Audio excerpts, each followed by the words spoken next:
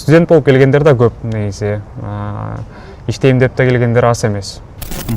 Касым Тыныстанов айткандай, эне тилин билбеген эси жогун өнүкпөйт дейт, эне тилин сүйбөгөн элин сүйүп жарытпайт дейт го. Италиялыктар бири-бирин көрсө, англис тилинде сүйлөбөйт да, өз тилинде сүйлөйт.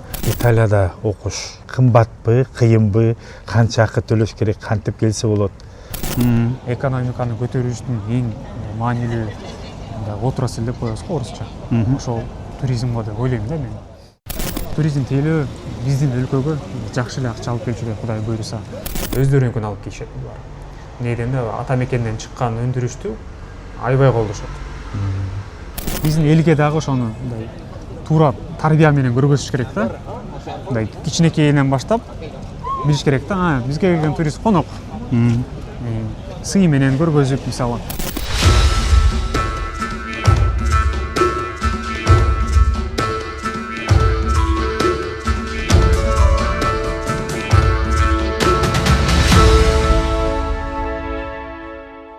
Биздин алыстагы ала толуктар программасы Европадагы эң белгилүү өлкөлөрдүн бири Италия, тактап айтканда анын жүрөгү Рим калаасындабыз. Бул жерге бекеринен келген жокпуз, себеби азыркы учурда ушул Римде көптөгөн биздин кыргызстандык мекендештер жашап жана эмгектенип окуп келишет. Алардын арасында бүгүнкү менин каарманым да бар. Мындан 4 жыл мурун ушул Италияга келип, андан кийин окуусун ийгиликтүү аяктагандан кийин учурда белгилүү Италиядагы туристтик компаниялардын биринде менеджер болуп эмгектенип келет.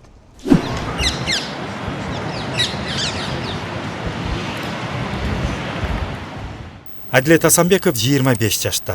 Ал Чүй облусунун Кемин районундагы Чымгоргон айылында жарык дүйнөгө келген. 2017 жылы Искра орто мектебин аяктап, жаштайынан билимге болгон умтулуусун айкын көрсөткөн. Андан соң Жусуп Баласагын атындагы Кыргыз улуттук университетинин Кыргыз-Кытай факультетинде эл аралык экономикалык мамилелер багыты боюнча терең билим алып, кесиптик жолун аныктаган. Өзүн мындан ары өнүктүрүү максатында Европага бет алып, Италиядагы жогорку окуу жайларда билимин өркүндөтүп, окуусун ийгиликтүү аяктаган. Жөнөкөй үй бүлөдөн болом. Ата-энем, апам медицина тарабында иштейт, атам билим берүү тарабында иштейт. Бир тууган байкем бар, бир тууган эжекем бар. Ошо 2017 жылы Кудайдын буйругу менен Искра орто мектебин аяктагам. Андан соң улуттук университетке тапшырдым. Кыргыз-Кытай факультетинде эл аралык экономикалык мамиле тарабында. 2017. Анан ошо 2017 Кытайда Кытайдын тилин өздөштүрө баштадык. Ошол кезде баягы тажрыйба алмашуу программалары менен Кытайга барып келдик. Анан 2021 ошентип буйруса экзамен тапшырып бул жерге өттүк. Ошондо сиз 4 жылдан бери 4 Италияда иштеткенсиз. 4 жыл окудум. Кайсы кесипке окудуңуз бул жакта? Бул жерде дипломатияда окудум. Эл аралык мамиле. Дипломатияда эл аралык мамиле, культурная дипломатия деп коет. Ошол тарабында окудум. Ал Сиена шаарында болду. Бул Римде болгон жок. Сиена шаары бул Флоренциянын жанында кичинекей шаар болуп эсептелет. Ал шаарда баягы 13-кылымдын эмеси стили менен салынган шаар. Жаңы имараттар жок да ал жерде. Ошол жакта окудум 2,5 жыл магистратурада. 2025 апрелдин 15-inde бүтүрдүм буйруса ал жакты. Деги эле бул Италияда баягы билим берүү тарабы жылдан жылга баягы өсүп өнүгүп келатат. Азыркы учурда мына Рим шаарында Сапиенца дүйнө жүзүндө 100 эң бийик эмеде турган, рейтингде турган университеттердин бирине кирет да. Кыргызстандыктар көппү окугандар? Кыргызстандыктар Кудай буйруса жылдан жылга көбөйүп атышат. Мурда Рим, Флоренция, Милан деле болсо азыр Мессина, Болония, Торино деген шаарларда да көп болуп атат азыркы учурда. Студент болуп келгендер да көп негизи. Иштейм деп да келгендер аз эмес. Сиз эмне үчүн өзүңүз ушу Италияны тандап алдыңыз? Эмне үчүн окууну ушул жактан улантууну чечтиңиз? Негизи биз деген ковид башталып электе баягы Кытайга аракет кылганбыз. Кытайга окууга өттүк. Анан 2020 ковид башталып калып, алдыга койгон максаттардын баарын өзгөрткөнгө туура келди да. Деги эле бул Европа, демократия, баягы саясий жагынан өсүп өнүккөн мени аябай кызыктырган да. Анан ошол мен биринчи Германияга аракет кылып көрдүм. Германияда Берлинский университетке окууга өттүм. Бирок тилекке каршы баягы визамды бербей койчу да. Анан визадан баягы Италия жеңилирээк экен. Бул жерде баягы стипендия алганга дагы мүмкүнчүлүк бар да. Стипендия алганга мүмкүнчүлүк бар. Ошол Борса ди студия деп коет. Кыргызстандан келген студенттердин баары эле ошол программа аркылуу стипендия менен резиденцияда жашап, жатакана деп коебуз го биз. Студенттик жатаканада жашап, стипендия алып, бекер тамак ичип, андан тышкары баягы Италияда таза англисче окуса болот да. Баягы Италиянын өзүнүн тилинде окууга деп деле мукташтар эч кандай кылбайт да, мукташ кылбайт. Ошондуктан баягы таза англисче болгондуктан Италияны тандап алдым. Анан баягы эли дагы мага жакыныракпы деп ойлосум да. Неге дегенде баягы немистер бир аз суугураак болсо, булар күлүп жайнап, каткырып, өздөрүнүн эмоцияларын баягы катпай көргөзөт да. Мага ошондуктан аябай кызыктырды негизи Италия.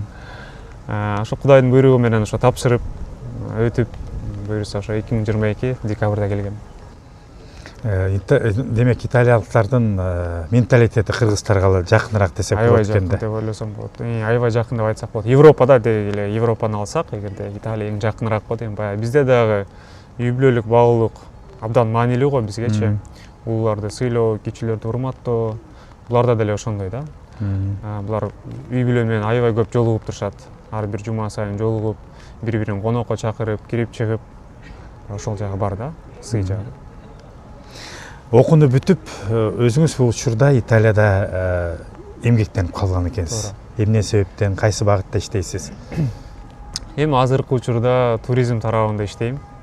Баягы айтып кетмекчи, бул жерде чоң туристтик компания бар, анан жана Get Your Guide деген платформалар бар. Ошолордун офисинде азыркы учурда менеджер болуп иштейм. Биз деген баягы дипломатияны окугандан баягы эл аралык коммуникацияны ошол тарабында баягы туризм дагы ошого да жакын деп, ошол жактан иштеп баштадык. Анан азыркы учурда ООНдо дагы FAO деген организацияда иштейм. Ал жакта дагы 4 ай болуп калды, буюрса. Ошо эки жакты азыр иштеп атам. ООНдо Бириккен Улуттар уюмунда экен да, кайсы багытында эмгек алып? Бул англисче FAO деп коет, бул агрардык тарабында болуп калат. Мен жеке өзүм ошо агрардык тарабында Италияда болгон миссияны аткарам да. Италияда болгон миссиянын мүчөсүмүн да. Канча тилде сүйлөйсүз? Мен эми 6 тилде сүйлөйм го дейм, 6 тилде. Полиглот экенсиз да. Кайсы тилдерде? Кыргызча, орусча, өзбекче, казакча, санайбызбы. Англисче сүйлөйм, кытайча, түркчө сүйлөйбүз. Анан бул жерден ошо итальянчаны өздөштүрдүм. Кыйынбы тил үйрөнүш? Сизге жеңил эле болсо керек, мен үчүн өтө эле кыйын. Эми баягы бизге кытай тилин окугандан кийин башка тилдер мындай жеңил эле сезилет да. Эми бул жерде италиялыктарды тили абдан сулуу негизичи. Анан баягы Конфуций өз убагында айтканда, тил үйрөнүп атып, культураны да үйрөнөсүң депчи. Биз бияка жумушта иштеп аткандан кийин бияктын элин сыйлаш керек, мыйзамын сыйлаш керек. Тилдин кадыр баркы бар бул жерде өздөрүнүнчү. Баягы италиялыктар бири-бирин көрсө, баягы англис тилинде сүйлөбөйт да, өз тилинде сүйлөйт. Ошондуктан биз деле ошо үйрөнүшкө туура келди. Тил негизи эле мага өзү жеңил берилет да, бат эле өздөштүрөм. Италияда окуш, балким биз көрүп аткан телекөрүүчүлөрдүн арасында кызыккандар бардыр. Кымбатпы, кыйынбы, канча акы төлөш керек, кантип келсе болот? Негизи тапшырып атканда бул жерде тапшыруу 1 жыл эрте башталат. Мисалы азыркы учурда баягы ачыкта университеттерге документ тапшырсаңыз болот. Ошо кийинки жылга сентябрга келип калышыңыз мүмкүн да. Бул деген мындай болот, башында университетке тапшырасыз, өткөндөн соң анан баягы стипендия алганга өзүнчө конкурс болуп эсептелет да. 2 конкурска бөлүнөт. Негизи эле окуу бул жерде кыйын деп мен айтпайм. Кыйын деле эмес. Экзамендерди биринчиден өтпөй калса, 2 жумадан кийин, 1 айдан кийин кайра тапшырса болот да, экзамендердичи. Анан бул жерде баягы көптөгөн чет өлкөдөн келген студенттерге мүмкүнчүлүктөрдү берет да. Мейли жаңы келип өздөштүрө албай атат, же жакшы окуй албай атат, түшүнбөй атат, адаптация болуп атат деп көп мүмкүнчүлүктөр берет да. Анан ошондуктан бул жер абдан кыйын деп, мен үчүн кыйын болгон жок. Кыйын деп да эсептебейм. Буюрса Кыргызстандан келген студенттердин баары эле жакшынакай окуп, ийгиликтүү аяктап атышат. Биз өзүбүз күбө болуп жүрөбүз.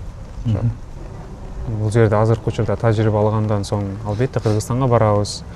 Мен өзүм эле негизи кетип атканда, окууга өттү, балам кетип атат деп ата энем туугандарды чакырган да. Туугандарды чакырып, алар баары батасын берген. Аябай батасын берип узатып, мого чай ичип кой деп, 500 сомдон берип, акчадан берип чай ичип кой деп, ушундай. Биз ушундайга жакынбыз го кыргыздарча. Анан албетте мен ушундай кетип атканда деле ата энеме айткам, мен ал жерде калып кетпейм. Калайын деген деле максатым болгон эмес. Азыркы учурда тажрыйба алып атабыз, 25 жаштамын. Тажрыйба алып атабыз. Жакынкы келечекте Кудай буйруса Кыргызстанга келип, Кыргызстандын экономикасына, туризмине, деги эле баягы билим тармагына өзүбүздүн баягы салымыбызды кошконго даярбыз.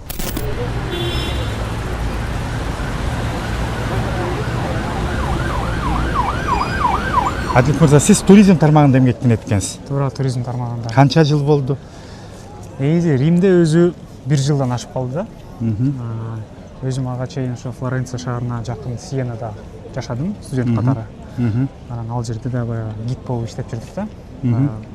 Жайында окумалы жокто, сабактар жокто, ошо жерде туристтер менен иштеп калдык да, ошондо тажрыйба алалы депчи. Бул жерге көчүп келип, Италия боюнча бир чоң компаниянын бирисинде менеджермин азыркы учурда.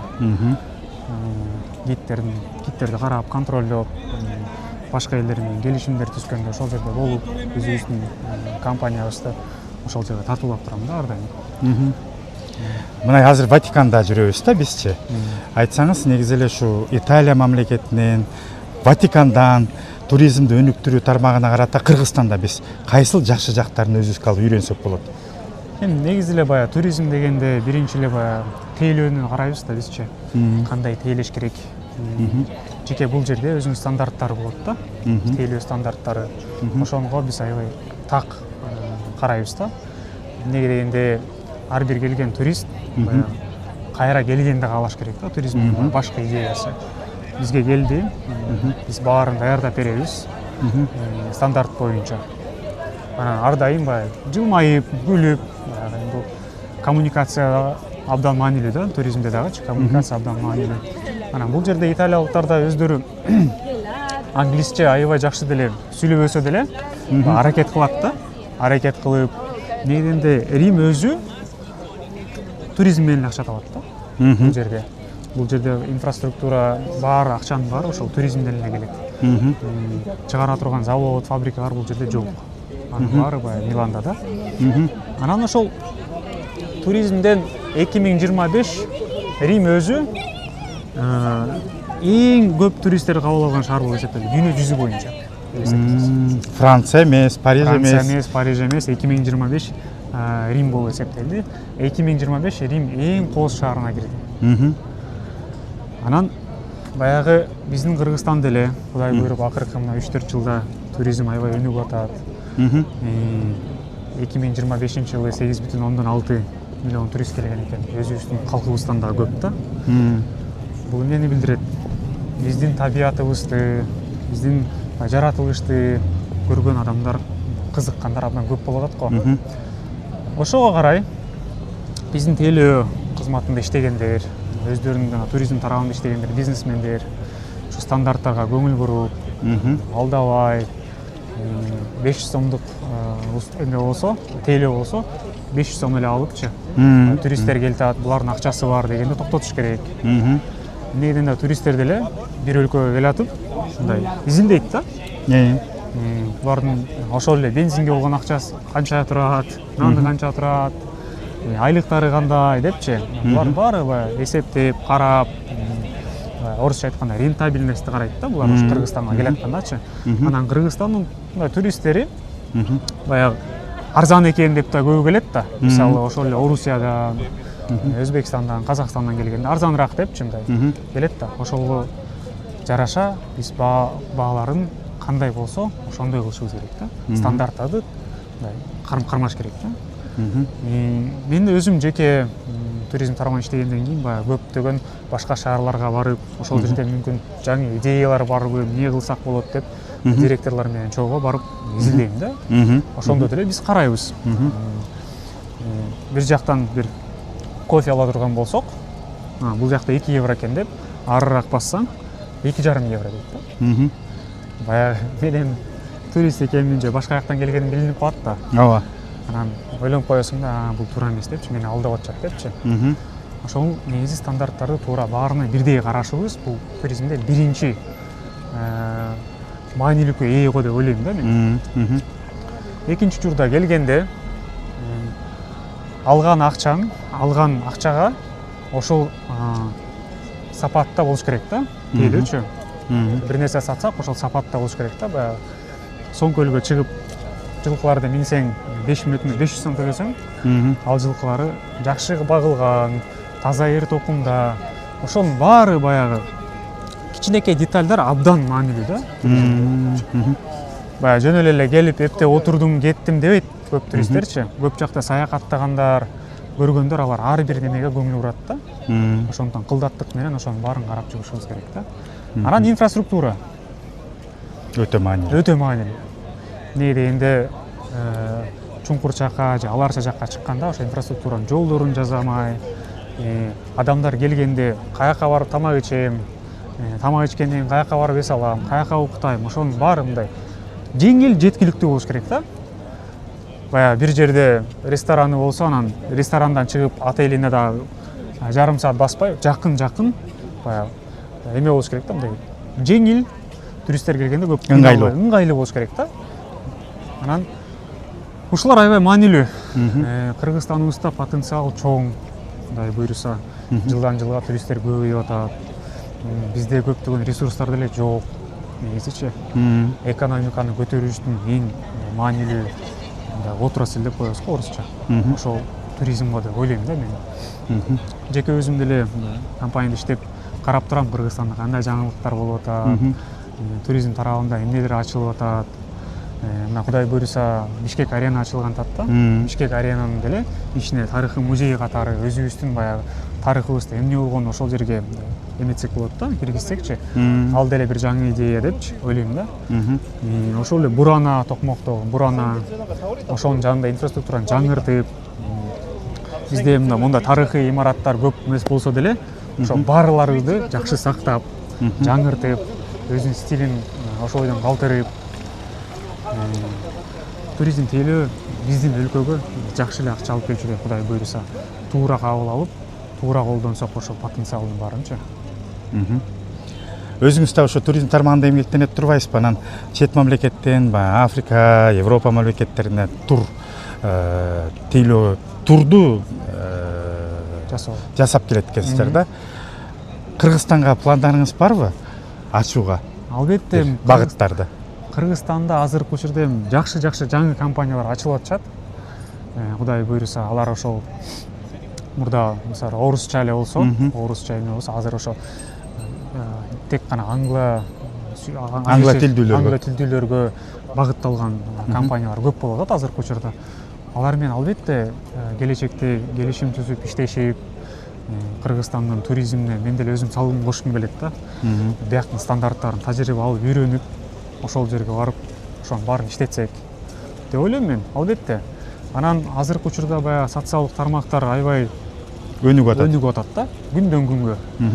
Эгерде мурда туризм тарабына бир салымын кошом десең, бир министерствода иштеш керек болчу же бир мындай. Азыркы учурда эгерде телефонуң болсо, соц тармактарга чыгарып эле видеолор тартып, ошолор соц тармактарга чыгарып, ар бир кыргызстандык өзүнүн Кыргызстаныбызга туризм тармагына салымын кошконго толук кандуу мүмкүнчүлүгү бар да. Баягы азыркы эле блогерлер, журналисттер бар, көргөзүп эметип аткандарына чоң ыраазычылык билдирем да. Биз деген биякта жүрүп, бир жылда бир жолу барып турабыз. Аракет кылып Кудай буйруса, бир жылда бир жолу барып турабыз. Анан көрүп турабыз, каяка эмне салынып атат, кандай салынып атат, кандай сапатта салынып атат, качан бүтөт, качан ачылат деп. Ачылса деле ошол аземдерди көрүп турабыз ар дайым. Анан эми ошолордун баары өнүгүп атса, биздин элге дагы ошону мындай туура тарбия менен көргөзүш керек да. Мындай кичинекейинен баштап билиш керек да. Бизге келген турист конок. Сый менен көргөзүп, мисалы, кыргызча сүйлөбөсө делечи, англисче сүйлөп. Мисалы, бул жерге Францияга барсаңыз, көп англисче сүйлөбөйт да. Негизи буга чейин Париж дүйнө жүзү боюнча шаарларда биринчи орунда турчу, ар дайым. ооба. Акыркы жылдары, акыркы 2-3 жылдан бери көптөгөн эле, мисалы, Кристофер Вальц деген актер бар да. Ошол австриялык актер да. Эмеге Парижге барбайбы? Парижге барып, англисче сүйлөйт да. Англисче сүйлөшөп, париждиктер өзүнүн тилиндечи, французча жооп берипчи. Ал деген ошол чоң бир телеканалда айтып салды ошону. Андан кийин көбү ошонун баары айтып чыгып, 2025-жылы алар 2-орунга түшүп калды. демек Биз башка тилди да үйрөнүп, өзүбүздүн тилибизди албетте унутпашыбыз керек. Касым Тыныстанов айткандай, эне тилин билбеген эси жоон өнүкпөйт дейт, эне тилин сүйбөгөн элин сүйүп жарытпайт дейт. Биз башка тилдерди деле үйрөнүп, жеке мен туризм тарабында иштейм. 6 тилде сүйлөйм. 6 тилде башка өлкө, Египетке жакында эле өзүбүздүн продуктыларды ачтык, Туркиядан ачтык. Алар менен баягы келишим түзгөн малда ошо алардын тилинде сүйлөшүп, биз келишимдер түзүп, жаңы ошол жакты да ачып атабыз. Башка тилди да үйрөнүшүбүз керек, албетте. Жөн эле жаштар эмес, дейгиле ар бирибиз чет элге чыксак деле кыргыз тилин албетте баалайбыз, барктайбыз, сүйөбүз, кыргыз тили үчүн күйөбүз. Бирок башка тилдерди, орусча, англисче, кытайча, башка тилдерин баарын үйрөнүп, мунун баары биздин келечекке чоң жардам тийгизет деп ишенем да мен. азыр учурда ушул сиз жашап аткан Рим шаарында кыргыздар көппү? Канча кыргыз жашайт? Негизи баягы элчиликтин берген маалыматына карай, Расмий маалыматка карай, бул жерде 2,5 миңге жакын кыргыздар жашайт экен да. Бул Рим деп, биз Рим деле эмес, бул Лацио баягы область деп эсептесек болот. Римдин шаарынын четинде кичинекей шаарларда, Ладисполе деген башка шаарларда да кыргыздар көп. Иштегендер бар. Баягы турист болуп келгендер деле көп болуп атат, бирок жеке турист болуп келип калып кеткендер деле бар. Ошондой адамдарга жолукканбыз бул жерден. Саны канча эми ушу? Негизи Римдин биз баягы жакында эле шайлоо болбодубу Кыргызстан парламентине. Ошо шайлоого барганда деле ошол маалыматка карай ошо 2800 деп катталган экен. Көп эле экен анда. 2800 деп катталган да. Ошол көрүп турабыз, көчөдөн деле басып баратып кээде угуп калабыз, учурашабыз. Бул жерде кыргыздардын өздөрүнүн диаспорасы бар. Ынтымагыбыз Кудай буйрса бекем. Жүрүңүз эми биякта жаан жаап баштады, экөөбүз италиялыктарды болуп Италиянын кофесин бирөөбүз ийели. Андан тышкары маектешели. Ошол жактан да маектешип отурабыз буйрса. Макул, жүрүңүз. Италияда жашаган биздин мекендеш ынтымактуубуз деп. Ал эмнеден билинет? Кандай учурларда байкалат? Негизи эми чет элде жүргөндө, алыста жүргөндө көптөгөн кыйынчылыктар болуп турат да. Аны эми үйдөгүлөргө айтпайбыз. Бул жерде баягы келгенден кийин өзүң күрөшүп, өзүң ошону жеңейин дейсиң да, ошон үчүн ар бирибиз бири-бирибизди түшүнүп турабыз да. Чет элде жүргөндөн кийин ошондой кыйынчылыктарды кайдыгер карабаган биздикилер көп да. Мындай бир жардам керек болсо, өзүбүздүн WhatsApp'та, Telegram'да группаларыбыз бар. Ошол жерде бир мындай жагдайлар болот го. Адамдардын жардамы керек болгон жагдайларда бири-бирибизге ошо жардам берип турабыз. Деги эле баягы жана эгемендүүлүк күнү болобу, же Нооруз күнү болобу, ошол жерге студенттер, көп жылдан бери биякта жашаган эжекелерибиз, байкелерибиз келип өздөрүнүн баталарын берип, акыл насааттарын айтып, ошентип мүмкүнчүлүк болсо көп жолукканга аракет кылабыз да. Италиялыктар негизи бөлөк улуттарга мамилеси кандай? Бул жерде ошол жеке мен эч кандай мага каршы бир жаман нерсе көргөн жокмун. Университетте болобу, жумушта болобу, деги эле өзүбүздүн иштеген ошол Бириккен Улуттар уюмдарында деле мен англисче иш кылам. Эч кандай мындай жаман эме көргөн эмесмин да. Булар баягы күлүп жайнап, сылык келет. Бирок эгерде бир нерсе жакпаса, ачыгын да айтып салат да. Ошол жагы Бетке айтат. Бетке айтат да, баягы. Кыргыздарга окшош экен. Кыргыздарга окшош эле биз бетке айтат да. Жакпаса жакпай атат деп элечи. Анан бул баягы Италия Европа боюнча баягы мигранттар көп келген, эң көп мигранттардан баягы куралган деп эсептелет да. Анан булар ошого деле мындай акырындан көнүп бартат да. Көнүп, бирок эч качан өзүнүн тилин алдырбайт буларчы. Ошонусу бар. Кайсыл учурларда билинет ошо? Негизи мына Римде өзү баягы туризм менен эле өнүгөт да. Туристтер көп болгондуктан булар акча табыш керек болгондуктан булар эми англисче үйрөнөт да. Бирок эгерде кичинекейирээк шаарга бара турган болсоңуз, ал жерде баягы өздөрүнүн тилинде сүйлөшөт. Жашоо булардын образы кандай италиялыктардын? Негизи Европанын элинин көпчүлүгү биз билгенден сергек жашоого аябай умтулуп келишет да. Италиялардыкы кандай болот? Булар баягы өзүнүн сөзү бар да, Dolce vita деп коет да. Баягы роскошная жизнь деп орусча, биздин кыргызча айтканда баягы жакшы, кең пейилдүү жашоо деп айтсак болот да. Булар ушуга аябай умтулат. Булардын спорт аябай маанилүү, ар дайым үй бүлөсүн көрүп турган, абдан маанилүү. Жума сайын аракет кылып барып турушат. Мен өзүм менен чогуу жашаган италиялык бала менен чогуу жашадык. Жума сайын үй бүлөсүн көргөнү кетет. Кадимки апамды сагындым, атамды сагындым деп. Анан кофе. Бул италиялыктардын культурасы абдан кофе абдан маанилүү да булар үчүн. 2 саат сайын деле кофе иче берет буларчы. 2 саат сайын деле кофе. Бирок кофелери даамдуу экен, ичсе болот. Кофелери абдан даамдуу. Муну баягы жасаганда жакты жакпады деп деле айтат ачыгын элечи. Кофе туура эмес болуп калыптыр деп. Кофенин түрлөрү да көп. Барачы. Анан бул жерде жүргөндө биз деле аябай көнүп калат экенбиз. Жумуштан деле баягы иштегендечи офистерде биздин кофе машинкабыз бар. Ар дайым ошону алып ичип турабыз.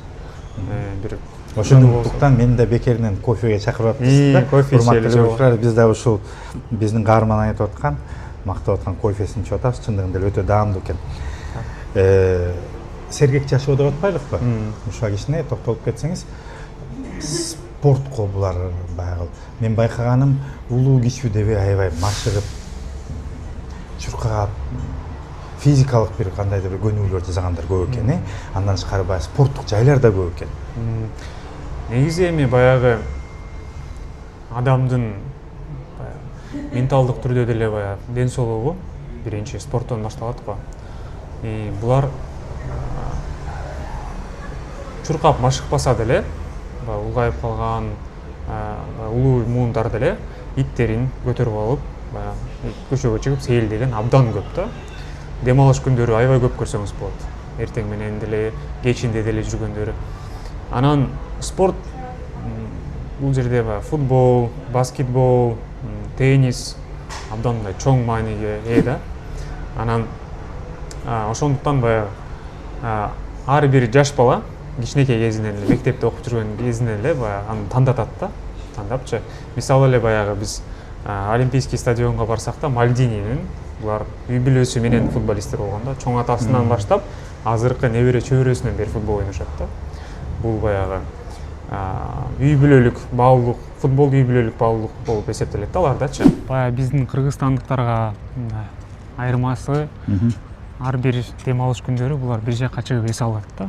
Бул баягы жумушунан дагы кандай жумушунда ызычуу болбосун, иштеш керек болсо деле үй бүлөлүк баалуулук биринчи орунда турат да. Булар ошол азыр деле байкасаңыз бүгүн суббота, воскресенье күндөрү ушинтип улуу деле муундар ушул жерде басып жүрөт, спортко кызыгыпчы. Мисалы 2022 еврону утканда, Испания утканда, Италия ойноду да. Ооба. Мындай кичинекей балдарынан бери, тили чыга элек балдарынан бери ушул жерге кирип, ушул жерге коюп атышты, ушул үйөрмандык кылышыпчы. Бул спорт, футбол, Бразилия, Германия, Англияда бул спорт эме дейт го, культура депчи. Италияда деле ушундай. Мисалы эле байкасак, могу Пауло Мальдининин эмеси да, атын ушул жергечи. Бул өтүп баратканда футбол сүйүүчүлөр эч качан тебелебейт. Ушул жерде турса деле эч качан тебелебейт. Паоло Мальдини баягы футбол тарыхында эң мыкты коргоочулардын бири болуп эсептелет да. Чемпиондукту эле утту Паоло Мальдини, ошол кезде капитан болчу. Кичинекей тарых айтып берсем, ушул Атабекендик өндүрүшкө туура келген жагдай болгондо баягы өз убагында Энцо Феррари машиналарды чыгарганда, ооба, ага эме келет, Ферруччо Ламборгини келет да. Анан айтат, силердин машиналариңердин баягы эмелери, сцеплениялары жакшы иштебейт. Десе Энцо Феррари мынтет экен да, сен деген дыйкансың да, трактор чыгарасың, туурабы? Туура, тракторлорун чыгара бер дейт да. Көңүл бурбай коет. Ошого жини келип, Ферруччо Ламборгини машинаны чыгарат го. Ламборгини машина дүйнө жүзү боюнча азыркы учурда эң ылдам жүргөн машиналардын бири да. Ага эме келет, америкалык келет да. Баягы Форд дейбиз го. Фордтордуку келип туруп айтат да, биз машинени карбондон жасайлы депчи. Карбондон жасайлы, ал айтат да, бул эми мүмкүн эмес. Деп анан ал өзүнчө карбондуу машина чыгарып, Фордтор утат да, Феррарини дагы, Ламборгини да. Бул баягы бири-бирине атаандаштык да бар. Мода чөйрөсүндө болобу, Атамекендик өндүрүш чөйрөсүндө болобу, атаандаштык бар, бирок булар мындай атаандаштык менен прогресс жаралат да. Ошондуктан кийим эле эмес Италия боюнча, ошол эле сумка болобу, кожаный сумкалар болобу, ар тармакта абдан өнүккөн да, мисалы. Анан сөзсүз түрдө өзүлөрүнүн Атамекендик өндүрүштү коргойт, колдойт. Феррари эмес, мисалы BMW сулуу десеңер жок дейт да. Эң сулуу Феррари дейт, же Ламборгини деп өзүнүн машинасын айтат. Болбосо Альфа Ромеону деле айтат да, булар биздики депчи. Мекенчил патриоттор экен да. Мекенчил. Ушул нерсени биз өзүбүзгө кабыл алышыбыз керек. Албетте, баягы Кыргызстанда чыгып аткан өндүрүштүн, мисалы жеке мен Кыргызстанга жыл сайын барганга аракет кылам. Кыргызстанга барган сайын бир калпак болобу, желек болобу, бир буюмдар болобу, албетте ар дайым алып келем. Китептер, мен биякта досторум көп, ушул европалык досторум, аларга ар дайым белек катары алып келем. Албетте бул жерде эгерде кыргызстандык бир ресторан болобу, эмне болуп ачылса деле, ошол жака барып тамак ичебиз делечи. Ушуну биз кабыл алып, жок биздики болбой калды, Россияныкын алалы, же казактардыкын алалы, же өзбектердикин алалы деген эмес, биринчи өзүбүздүн Атамекенден чыгып атса, ошону колдоп койсок өз убагында, алар деле баягы бизди колдоп атат деп санына, сапатына жараша иш кылат да. Деги эле биз чет элге чыгып атып, көптөгөн коркунучтарга, бизге ишенбеген адамдарга деле көп учурайбыз. Ошол маалда коркпой, эркебизди колубузга алып, аракеттерибизди кылсак, Кудай буйруса, баары болот. Александр Македонский өз убагында мындай сөз айткан экен да. Мы с тобой проживем ту жизнь, на которую нас хватит смелости депчи. Ошондуктан коркпой, италиялыктар деле мындай сөз айтат да. Non è bella ciò che è bella, ma è bella ciò che piace дейт да. Ар биринин көзүнө баары жакшы көрүнө бербейт, бирок менин көзүмө жакшы көрүнсө эле болду, мага жетет дейт да. Ушуну биз мотивация катары кабыл алып, алдыбызга койгон ой максаттарыбызга биргеликте чогуу жетели.